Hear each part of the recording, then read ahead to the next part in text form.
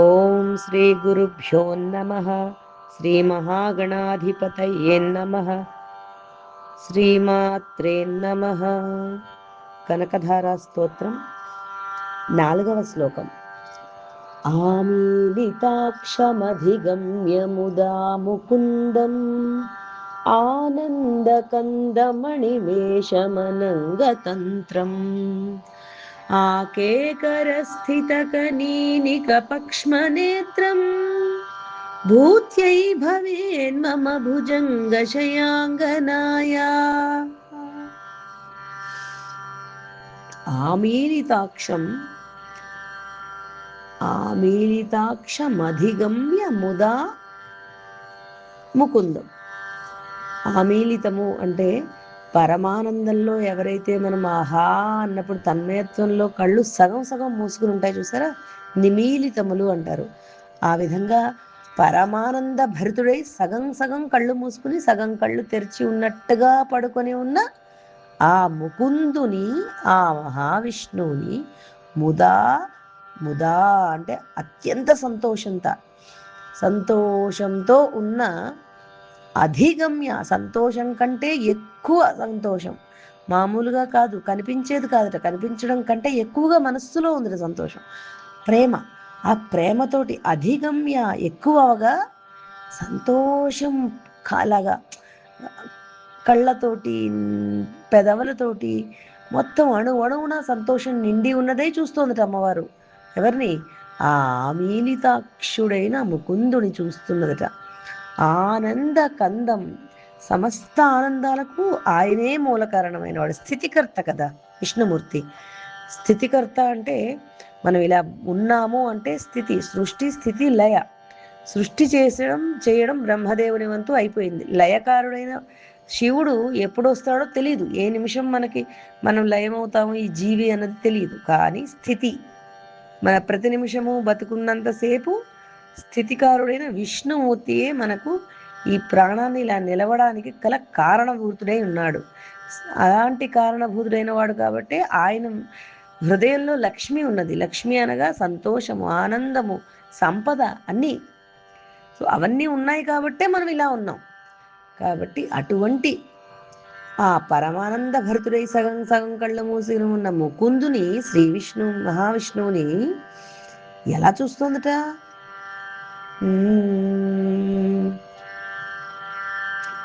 అధిగమ్య ముదా ముకుందం. ముదా అంటే ఎంతో సంతోషం. ముకుందుని ఆనందకందం, సమస్త ఆనందాలకు మూలకరణం. అనిమేషము అంటే నిమిషము అంటే రెప్పపాటు. దేవతలకు చూడండి పేరు అనిమిషులు అంటారు. శరణు శరణు సురేంద్ర సన్నుత శరణు శ్రీ సతి వల్లభ. ఆ పాటలో అనిమిషేంద్రులు నీ దారికి వచ్చారు, నీ కోసం నిన్ను చూడ్డానికి. మునులు దిక్పతుల నిమిషేంద్రులు అని వస్తుంది పాట. ఎవరిది? అన్నమయ్య సంకీర్తనలో ఈ అనిమిషులు అని చెప్తారు. అంటే దేవతలుట అక్కడ లైన్ కట్టారట. ఎక్కడ? పుష్కరిణి దగ్గర లైన్ కట్టారట. ఆ పుష్కరిణిలో స్నానమాడి దేవదేవుడైన వెంకటాద్రీసుని దర్శించుకోవడానికి అనిమిషేంద్రులు, మునులు, కిన్నెరలు అందరూ వచ్చారట లైన్లో. ఆ అనిమిషులు అంటే అర్థం నిమిషము అంటే రెప్ప పాటు. ఆ రెప్ప పడని వాళ్ళు ఎవరు? దేవతలు. దేవతలకు రెప్పలు పడవు, వారి కాళ్ళు కూడా భూమి కానవు. నలదమయంతుల కథలో కూడా ఇది మనకు తెలుస్తుంది. దమయంతిదేవి నలుడిని ఎలా గుర్తుపట్టింది అంటే దేవతలు వస్తారట నలుడి రూపంలో. వస్తే ఆవిడ గుర్తుపడుతుంది. ఎలా అంటే రెప్ప వేయనిది దేవతలు, రెప్ప వేసేది నలుడు. ఆ విధంగా. సో అనిమిషులు అంటే అనిమిషేంద్రులు. ఇక్కడ అనివేశము అంటే రెప్పపాటు లేకుండా చూస్తుంది. అసలు సిగ్గుపడతాను, ఎవరైనా చూస్తారేమో, ఎందుకంటే ఆయన ఎలాగో సగం సగం కళ్ళు మూసుకుని ధ్యానంలో ఉన్నారుగా, ఇంకెందుకు అమ్మగా నీకు సిగ్గు. చక్కగా అనిమేషము, రెప్పపాటు, రెప్ప వాల్చకుండా ఆయన్నే చూస్తుంది. అలా తన్మయత్వంతో చూస్తుంది అమ్మవారు. అనిమేష ఆనందకందమనిమేషం అనంగతంత్రము. ఇక్కడ అనంగతంత్రము అంటే మన్మధుడి ప్రభావానికి లోనైనది. తంత్రము అంటే అక్కడ మన్మధుడు కూడా ఆ అమ్మవారిని కొల్చి అమ్మవారి కటాక్షానికి పాత్రుడయ్యాడు. దాన్నే మకారం, కకారంతో మొదలయ్యే శ్రీ విద్యని మన్మధుడు ఉపాసన చేశారు. కాబట్టి లక్ష్మీదేవి కటాక్షము మెండుగా ఉన్న వాళ్ళల్లో మన్మధుడు కూడా ఒకరు. అనంగ తంత్రం అన్నది అందుకే వచ్చింది మాట. తంత్రం అంటే ఆ అర్చన ఏ విధంగా ఉపాసన చేశాడో మన్మధుడు, ఆ కథ అంతా తీసుకొచ్చేసారు ఇక్కడ. ఒక్కొక్క శ్లోకానికి ఒక్కొక్క కథ వస్తుంది చూడండి. మళ్ళీ మన్మధుడు ఎందుకు చేశాడు, రతీదేవి మన్మధుడు ఇద్దరు ఎందుకు అంటే, శివుడు కళ్యాణం, శివ కళ్యాణం వస్తుంది. శివుడిని మీద పుష్పబాణం వేస్తాడు, మన్మథ బాణం వేస్తాడు, మన్మధుడు దహించి వేస్తాడు శివుడు. ఈ కథంతా గుర్తొచ్చి మళ్ళీ మన్మధుడు ఏం చేశాట, అమ్మవారి ఉపాసన చేయగా అమ్మవారు అతనికి దేహాన్ని ప్రసాదించింది.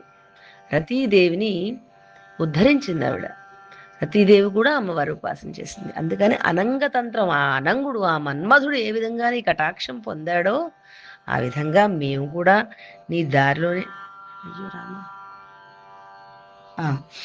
ఆ విధంగా మేం కూడా నీ కనుచూపుకై, ఆ కంటి చివరి చూపుకై ఎదురు చూస్తున్నావమ్మా అని ఇందులో అర్థం వచ్చేలాగా ఆకేకర స్థిత కనీనిక ఆకేకర స్థితంగా ఉన్నవేంటిట, ఆ వంగిన కనుబొమ్మలు ఎంతో చక్కటి కనుబొమ్మలట, అందమైన కనుబొమ్మలు, అందమైన కనుబొమ్మలు, వాటి కింద అందమైన కనురెప్పలు. ఆ రెప్పలు మూసుకోకుండా అలాగే చూస్తున్నాయట, ప్రేమతో స్థిరంగా ఒకే ఆ విష్ణుమూర్తి కళ్ళనే, ఆ ముఖాన్నే చూస్తూ ఉన్న ప్రేమతో అలా నిలిచిపోయేట కనుపాపలు. ఆకేకర స్థిత కనీనిక పక్ష్మనేత్రం అంటే అది అర్థం. ఆ కనుబొమ్మలున్నాయి, కనుబొమ్మల్లో కింద కనురెప్పలున్నాయి, కనురెప్పల్లో కనుపాపలున్నాయి, ఆ నల్లటి కనుగుడ్లున్నాయి. అవి ఎందుకు మనకి ఇలా కనిపిస్తున్నాయంటే అమ్మవారికి రెప్పవేయడం మానేసిందిట స్వామివారిని చూస్తూ. అటువంటి తల్లి భుజంగ శయాంగనాయా, మళ్ళీ వచ్చేసారు స్వామివారిని. ఏంటిట, శేషసేనుడైన ఆ విష్ణుమూర్తి అర్ధాంగి అయిన తల్లి లక్ష్మి మమ భూత్యే భవేత్, భూత్యై భవేన్ మమ, మమ అంటే మా అందరి, భూత్యై భవేన్ మమ భుజంగ శయాంగనాయా, భూత్యై మాకు సమస్త ఐశ్వర్యాలను సంపదలను భవేత్ ప్రసాదించుగాక. ఎవరైతే ఆ శేషసేనుడిని అయిన ఆ విష్ణుమూర్తి యొక్క అర్ధాంగి అయిన ఆ లక్ష్మీదేవి ఏ విధంగా అయితే కొంచెం కనుబొమ్మలు, ఆకేకర స్థిత కనీనిక పక్ష్మనేత్రం, కొంచెం అలా వంగిన కనుబొమ్మలు రెండు, వాటి కింద అందమైన ఆ రెండు కనురెప్పలు, ఆ రెండు కనురెప్పల కింద అలా స్థిరంగా నిలిచిపోయిన కనుపాపలు కలిగిన ఆ తల్లి, ఎవరా తల్లి, అనంగతంత్రం అనిమేషం, రెప్పకు వేయకుండా విష్ణువుని అలా చూస్తూ తన్మయత్వంతో ఉండే తల్లి అనంగతంత్రం. ఆ మన్మధుడు కూడా ఉపాసన చేసి ఆ మన్మథ తంత్రానికి, ఆ భక్తికి వశురాలైన తల్లి, ఆ కటాక్షం మా మీద కూడా కొంత ప్రసాదింపచేయవా, కొంచెం ప్రసరింపచేయవా అని ఎంతో అందంగా అడిగిన ఆ శ్లోకం యొక్క అర్థం ఇదనమాట. ఆమీలితాక్షం, విష్ణుమూర్తిట చక్కగా అలా కన్నులు సగం సగం మూసుకుని యోగ నిద్రలో అలాగ భుజంగ శయాంగనాయ, భుజంగం మీద పడుకుని ఉన్నారట. లక్ష్మీదేవి పాదాల వద్ద ఉండి ఆ కనుబొమ్మలు అలా ఎత్తి, ఆ కన్ను రెప్పలు పైకి ఇలా ఉండి, వాటికి ఉన్న నల్లటి చక్కటి వెంట్రుకలు ఆ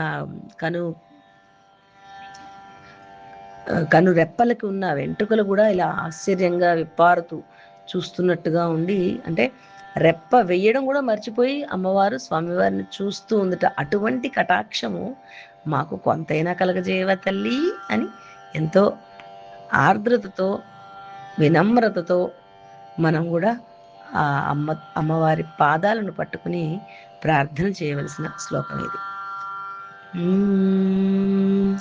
ఓం శాంతి శాంతి శాంతి.